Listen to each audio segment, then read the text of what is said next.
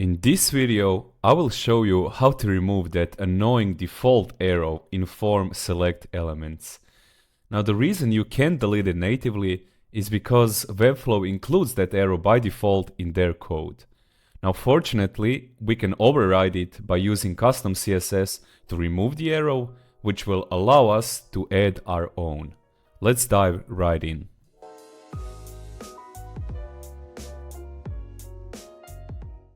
So the first step obviously is adding a select element. Now we can do it two ways. My favorite way is definitely by using Ctrl and E and then typing select. And the longer version is by going into add elements and then you can simply search for select. And then you can either drag it or click it. Let's drag it. Right, yeah, that's why I don't like dragging. Let's just cut it and paste it right here in this div, like that. Now the second step is to actually add a code embed into your form. Now you can do this multiple ways. My favorite way is definitely to use one global embed that is used as a global component.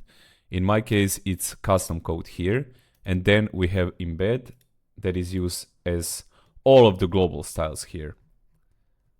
Now, if you don't want to do that, you can also drag the embed here into the form component. Or the third way is you can actually apply this custom CSS code here inside of the head tag.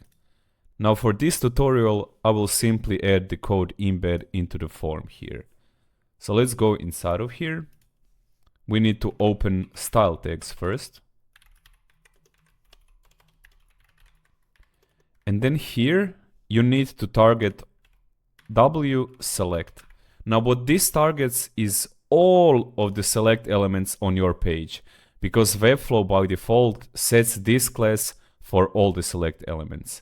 Now you can also give this a custom class of maybe form select, and then target form select, but this is a better approach because that way you will target all the select elements no matter if you apply the custom class to it.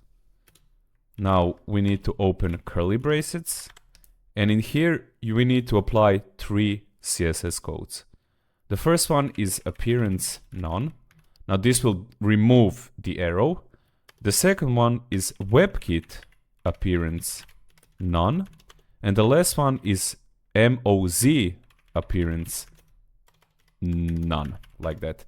So the first one is just the general, removes the arrow. Now the webkit-appearance, it removes the arrow on all WebKit-based browsers.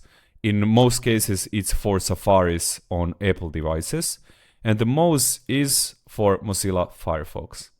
So let's save and close. And as you can see here on this arrow, it's now removed.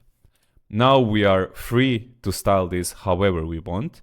And this is a good time to apply some custom class. As you can see, we already have this form select, but let's just remove this color that we applied.